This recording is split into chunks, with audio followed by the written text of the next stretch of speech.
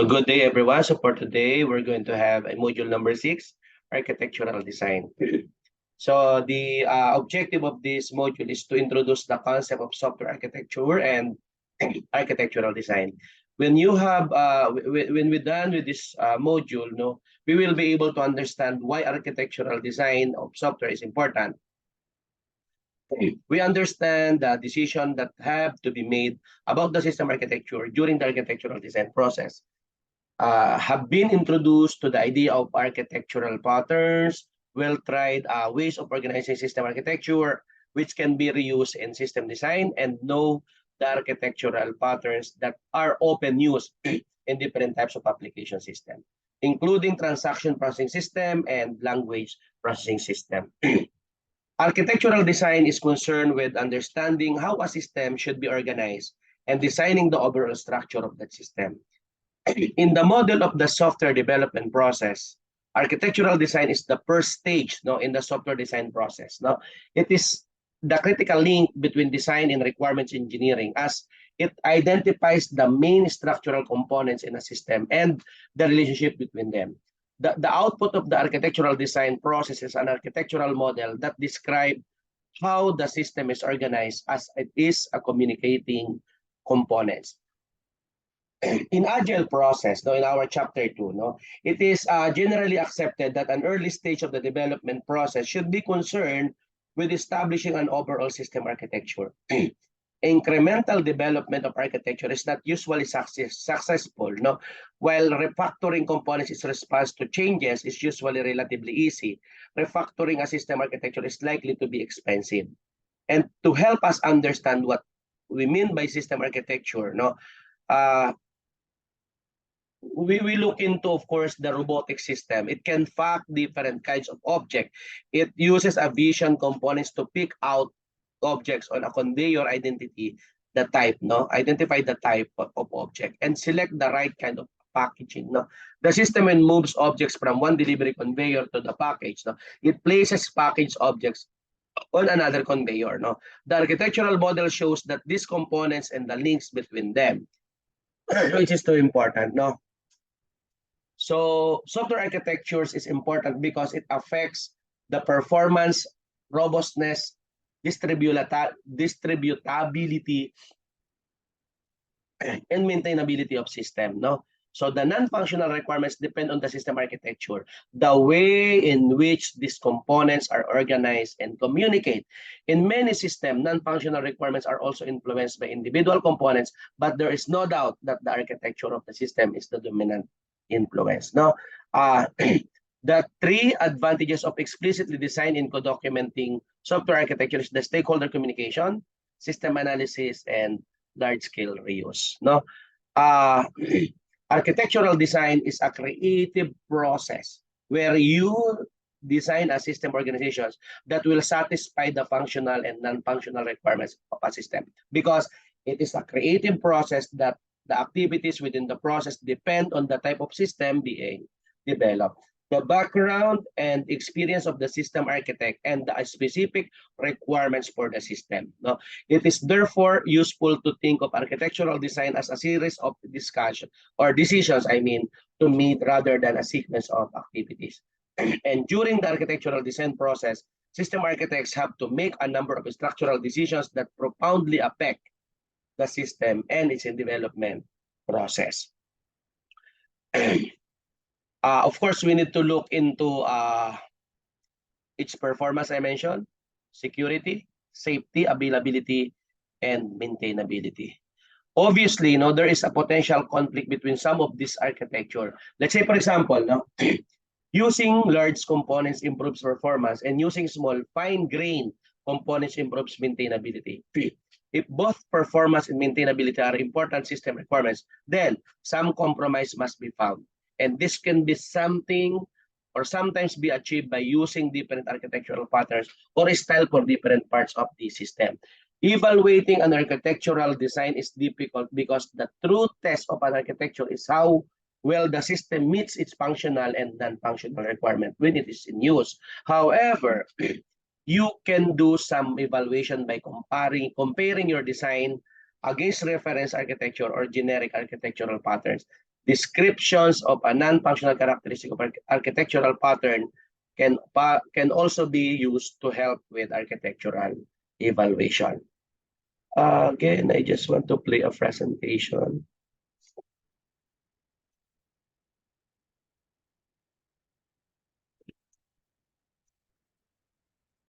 And constructing buildings or other structures. A good design can make a structure survive and be admired for years, or fail even to stand.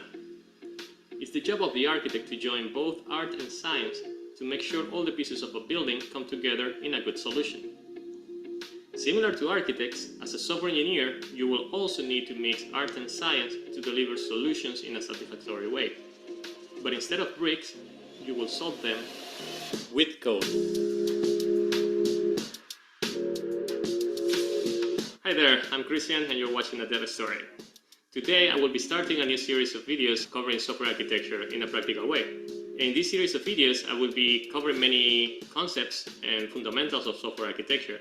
So hopefully by the end of it you will be more prepared to tackle software design challenges and have better discussions and even be more prepared for a technical interview. So without further ado, let's start. Software architecture has many definitions. One of the most famous ones is from Ralph Johnson, where he says, architecture is about the important stuff, whatever that is. But what is important stuff? In the software architecture, we focus more on the structure more than the implementation details. Software architecture is also about making the expensive choices that are costly to change after they are implemented. It's also about making explicit the core decisions that will allow the software to have high quality. Concepts are better understood in practice. Let's build an e-commerce site and see how that looks. So for example, in our e-commerce site, we need to allow our users to do certain things, like search the inventory, check reviews, buy a product, review past orders, and maybe other features as well. These are the functional requirements of the application. Besides of what the system should do, we also need to focus on how should the system behave. These are also called the non-functional requirements. These are sometimes defined as the utilities that the system can have, like functionality, reliability, usability, efficiency, these kind of things. For example, in our e-commerce site, let's say that we want it to be maintainable for several years, and this is a maintainability requirement. We also want to be able to serve millions of users. In this case, it's scalability. We also want to make it available 24/7, which is reliability, to make sure that the system is very stable. We also want to have good response latency, which is efficiency. And we can have many others. Finally, besides functional and non-functional requirements, you might also have additional restrictions that will limit the options that you will have for your architecture. So for example, we could have some legal compliance, cost, time to market, standards, etc. Several restrictions that will limit the number of options that we will have to design our system. Let's say in our e-commerce side, we need to comply with the European privacy law, GDPR. So with that, we need to take into consideration in our architecture how to handle that. So after you get the context, you know all the things that the system needs to do, how it should behave, and what restrictions are in place that you need to take into consideration. So after you have all of these things, you need to prioritize them. Some requirements and restrictions will conflict between them. For example, if you have a strict time to market, maybe you need to drop some features. There can also be other things like non-functional requirements that need to be prioritized. So for example, in our case of the e-commerce site, we might not care too much about portability because we will have a strong control of where it's going to be deployed the application. And after it's deployed in there, we don't plan to move it to other platforms. So we could drop portability in favor of scalability or maintainability. So after you have prioritized the list and you have made this trade-off, you need to think about if it's acceptable or not. So after it's acceptable, then you start designing the architecture. How do you start designing the system? So the first thing is, once you have it prioritized, start with one important thing at a time. If you try to tackle everything at the beginning and try to think about all the possible scenarios in the future, you might end up having an over-engineered solution. And this is not good because it is an unnecessarily complex system. There is also an acronym for that is JAGNI, that you ain't gonna need it. So if you're not sure about something or if it's not prioritized, then try not to tackle at first. Try to postpone it to when you have better context and can make a better decision about it. Now that you have this, you might start thinking about what are the possible architectures that might fit your system. For that, a good book that I recommend and that is useful for me and is this free ebook from O'Reilly that is Software Architecture Patterns. It is a good book to get a grasp of different architecture approaches. And you can see several architecture patterns like layered, event-driven, microkernel, microservices, and space-based. This book shows pros and cons of each of these patterns and might help you at the beginning when you're designing the system, what to look for and what would be best for your system based on your current requirements. So we have decided what are some of the features that we want to have our system implemented. We have also mentioned that maintainability is one of the non-functional requirements that is very important for us. So with that, we can start designing our system and we can take, for example, a layered approach. We can have a database or a storage layer where we would store data. Then we will have a logic layer where we'll have the backend servers that will be taking care of handling any business logic that we want to handle. And then the visualization part, or UI, where we'll be allowing the users to interact with the system. And this is how we get to the layered architecture. So here we have defined the architecture with the structure that the system will have. The features can then be implemented following this layer architecture. And if you want to learn a little bit more about how to implement the features in a scalable, nice way, then I recommend you to check out my other video about design patterns. It's very typical in web applications to use a layer architecture, but it's not the only architectural pattern that we can use. There is no silver bullet, so make sure that in your context you look to different approaches and pick the architectural pattern that will better fit your use case. It's also normal that the architecture will evolve over time, and sometimes even in unintended ways that will make expensive changes to the architecture. So you need to make a balance about foreseeing the certain things that you will need to cover versus the things that you need to prioritize in the short term. If you try to tackle everything, then you can end up having an over-engineered solution. One of the most expensive things can be scaling. So in our case, we already have the architecture. How can we make it scale to serve millions and millions of user requests? For that, check out my next video. And that's it for today. Thank you very much for watching. And if you like the video, don't forget to click the like button, subscribe, share it. And if I missed something,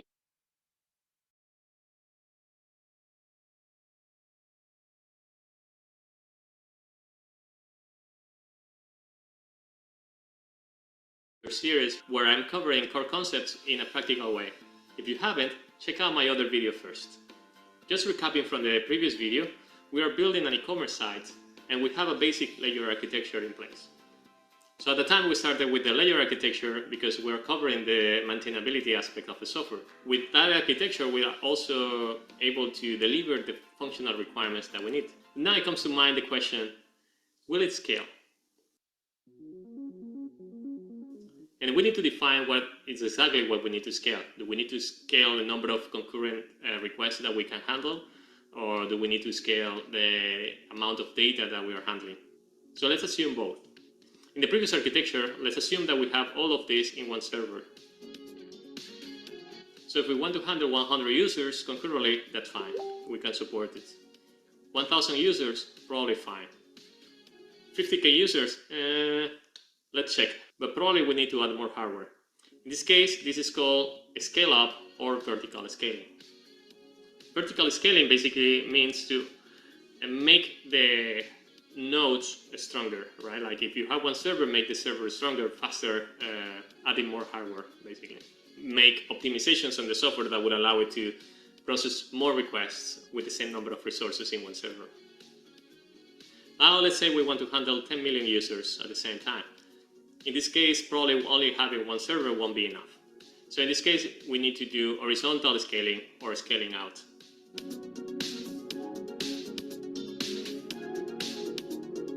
Horizontal scaling basically means splitting the load between different servers. It gives you scalability, but also reliability. because you will have more redundancy. And it's usually the preferred way to scale. When splitting into multiple servers, you need to take into consideration if you have a state or not. If you don't have a state, no problem. You can just put different servers and have a load balancer that will direct the traffic to different servers, and that's it. But if you have a state, then you will face the CAP theorem. I won't talk about the CAP theorem in this video because it's a big topic on itself. So we can simplify the services, for example, making them stateless. But the database or any storage service will need to face the consequences of the CAP theorem. As I mentioned before, when we're thinking about horizontal scaling with the state involved, we need to face the CAP theorem. And this has certain implications for the database. For example, we need to consider the consistency level that we need to have. Do we need to have a strict consistency? That means that whenever you save, that data is immediately available for everyone? Or can we handle eventual consistency? Basically, that means that when you write, it will take some time for all the clients reading the data to get that right. We also need to think about if we need to read more or write more. So depending on that, we will also take one approach or the other. Horizontal scaling isn't something cheap to do. So that's why it's very important to get it as soon as possible when you know that your system will grow beyond certain scale.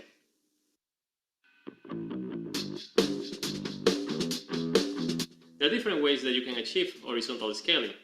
For example, you can have a load balancer that will direct the traffic to different servers to optimize the load or performance of the system. In this case, with the load balancer, we assume that all the servers have access to the same data. Then we can also split the data. So in that sense, we can have sharding or partitioning where we split the data between different servers. By splitting the data in multiple servers, you are able to scale each of them independently. Many systems work like this. For example, Flink or Kafka work like this. You can split the data following different approaches. For example, you can do a vertical split by feature, or you can have by value. Let's say we want to split the data between America's user base, Europe, and Asia. Or we can also do it by hash. So for example, by hash, you can imagine a hash table where we get the value that we want to select in which database is going to be stored. In this case, let's say we have a user ID, so we hash it, and we can say that depending on the hash, we will store it in one bucket or the other. In this case, the buckets are the database's servers where it would be. Then you can also scale this by using consistent hashing, but that's a topic for another video. Another thing that we can do with the data is to have replication, where we can have multiple copies of the data in different servers.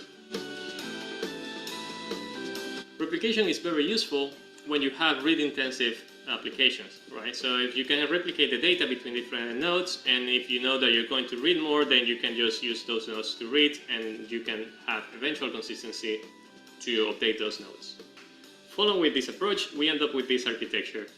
We still have a layer architecture where we have horizontally scaled our system, so we have multiple nodes handling the load and also multiple nodes handling the data.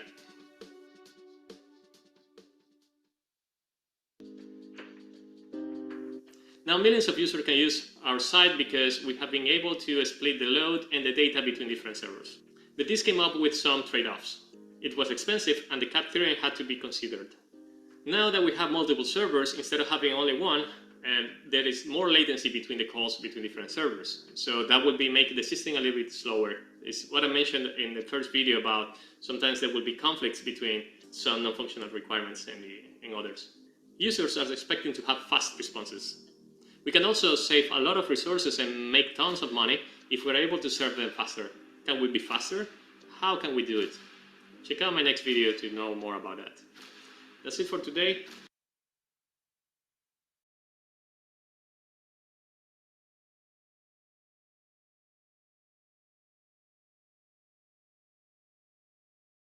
The software architecture series, and if you haven't watched the previous videos, I recommend you to watch them first.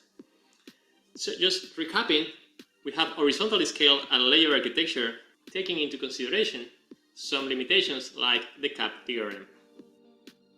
With so many servers, we now have a larger latency, even though we can now handle millions of requests per second and millions of users. How can we make the system faster? One way to do it is by using cache. A cache is a component that stores data so future requests that request the same data can be served faster. We can have different flavors. We can have a CDN, that is a content delivery network, that serves as a cache for the users to not having to download every time the same images or the static assets. We can also have in-memory or local cache that you can have on your service to allow to respond faster to the request. And you can also have other things like distributed cache, like Redis or Memcache, where you can use it as a layer before hitting the database, for example. Basically, any layer in the architecture can have cache. Of course, nothing is for free. Adding cache also complicates our system.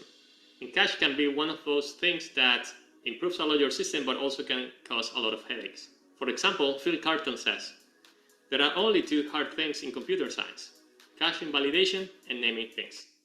We already know how hard it is to name things in computer science. Caching validation is even more complex. Some of the complications that we can have with cache is, for example, the update latency. Let's say, for example, that we're looking for a product. Let's say we're looking to buy a new computer, and the search results can be cached. So every time you look for a computer, you don't need to hit the database. So you get a cached result. But if we add a new product and the cache is not invalidated, then you might get results that are outdated, like maybe that product is not available, or maybe you are missing a product that is available. So you need to configure how quick or not will be the invalidation of the cache storing those results. If it's too fast, then it's basically as if you didn't have any cache. But if it's too slow, then you might be showing results that are out of date. You also have cache misses. So if you, for example, you have a load balancer where you are directing the traffic to different servers, if you have in one server cached certain results, let's say the user card, if the user is then sent to another server, this second server won't have the cache card there. If it doesn't, then it will have to calculate again what is the current state of the card in order to store it in the cache. And it can happen several times. So if you keep switching between servers, then you will always be hitting a cache that is empty. It's basically also as not having a cache. Just designing the cache will be very hard. And if you have multiple levels of cache in different layers, it can become even harder. Thanks to cache and scalability, now millions of users can access our e-commerce site and get fast responses. Cache is something that can be added at a later stage. It's not so important to get it at the beginning because it's more of an optimization technique. Nevertheless, it has to be taken into consideration in the architecture, but as we mentioned before, it's something that you can tackle one thing at a time and evolve the architecture accordingly. So first we made it maintainable, then scalable, then performant. What other things can we do to improve performance, maintainability, and scalability of the system? Keep watching my series to keep knowing more about them. And that's it for today. Thank you very much for watching. And if you like the video, don't forget to click the like button and subscribe. Of course, feel free to share it with your friends. And if you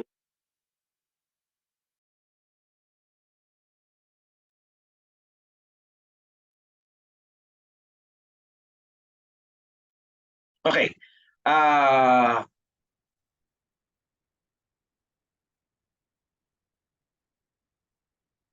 The architectural patterns, no, the idea of patterns as a way of presenting, no, sharing and reusing knowledge about software system is now widely used. No, the trigger for this was the publication of a book on object-oriented design patterns, which prompted the development of other types of patterns, such as patterns for organizational design, no, usability patterns, interaction, configuration management, and so on. No? So architectural patterns were proposed in 90s, no, under the names architectural styles, with a 5-volume series of handbooks on a pattern-oriented software architecture published with 1996 and 2007. No?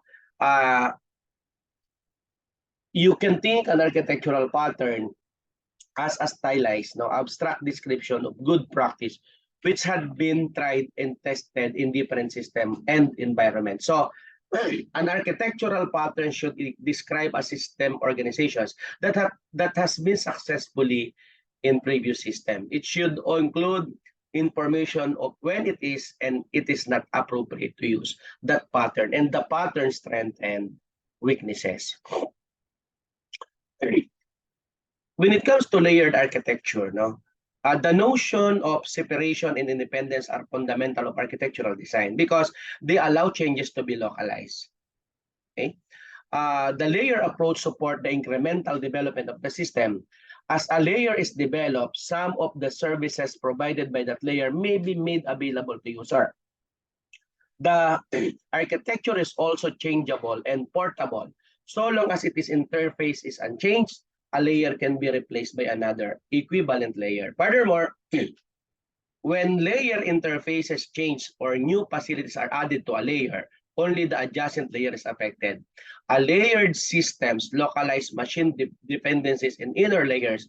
This makes it easier to provide multi-platform implementation of an application system. No, only the inner machine-dependent layers needs to be re-implemented, not to take account of the facilities of the different operating system or even the database. No?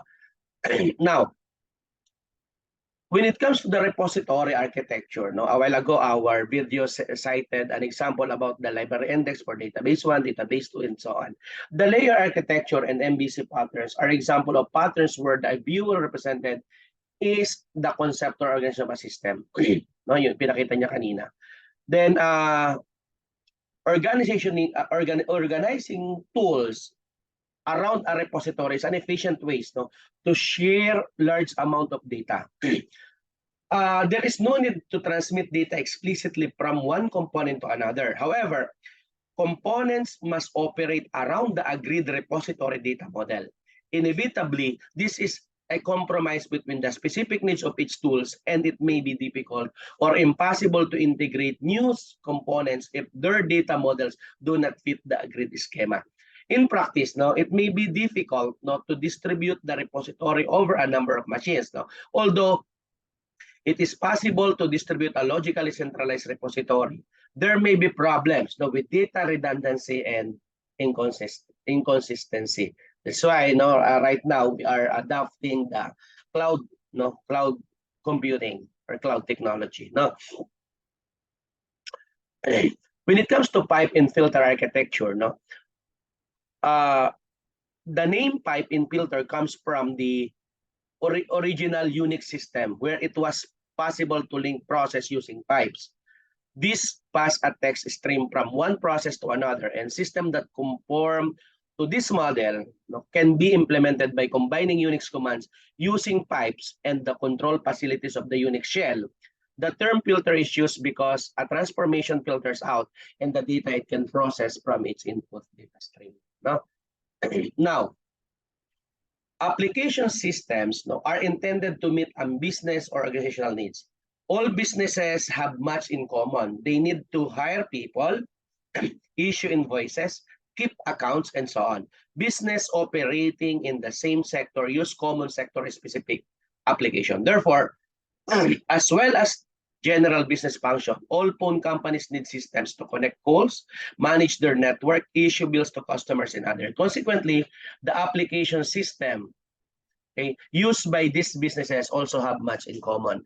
And these commonalities have led to the development of software architecture that describe the structure and organization of a particular type of software systems.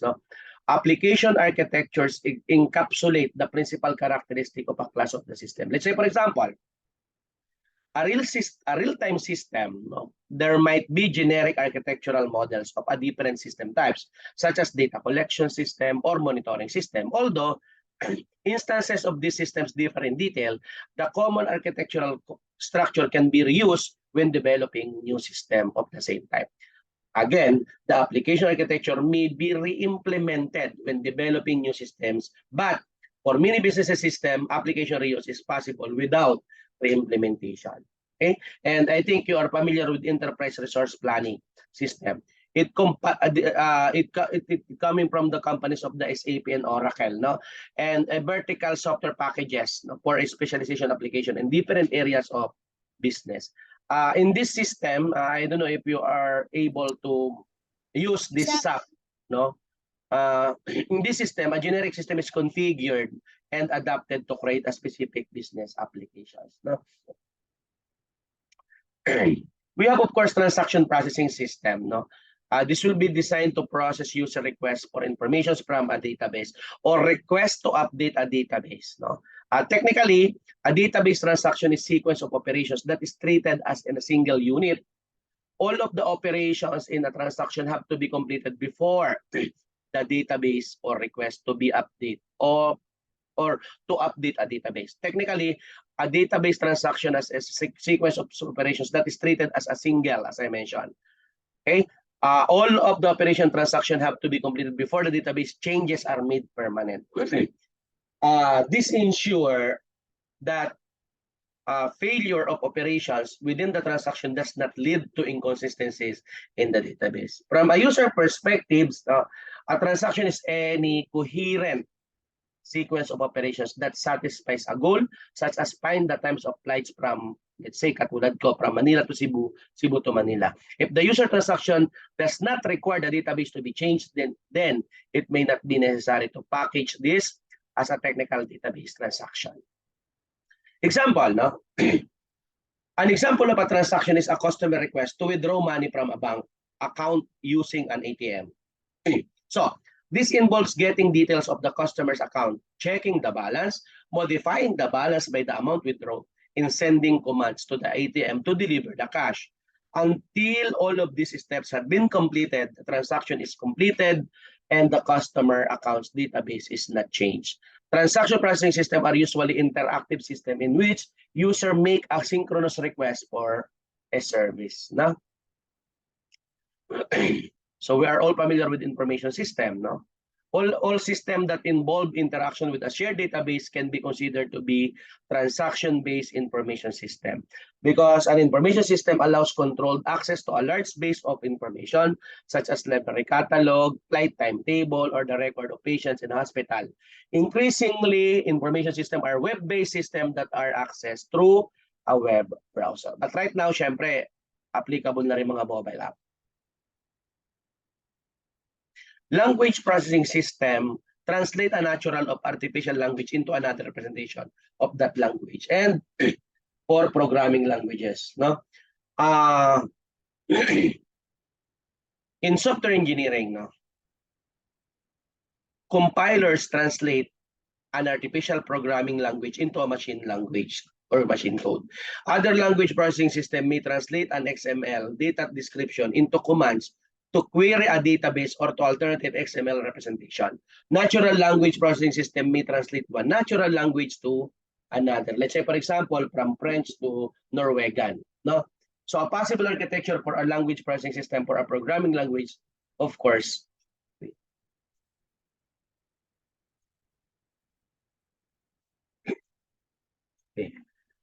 Okay. So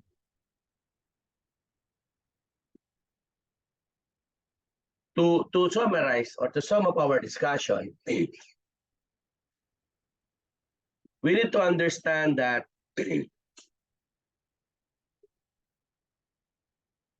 a software architecture is a description of how a software system is organized. Properties of a system such as performance, security, and availability are influenced by the architecture used.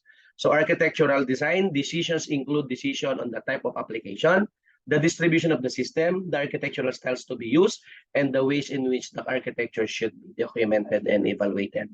Architectures may be documented from several different perspectives or views. No? Possible views include a conceptual view, a logical view, a process view, or a development view and physical view. Architectural patterns are a means of reusing knowledge about generic system architectures. They describe the architecture, explain when it may be used, and discuss its advantages and disadvantages. Commonly, used architectural patterns include model view controller, layered architecture, repository, client server, and pipe and filter. Generic models of application system architecture helps us understand the operation of application, compare application of the same type, validate application system design, and assess large-scale components of reuse.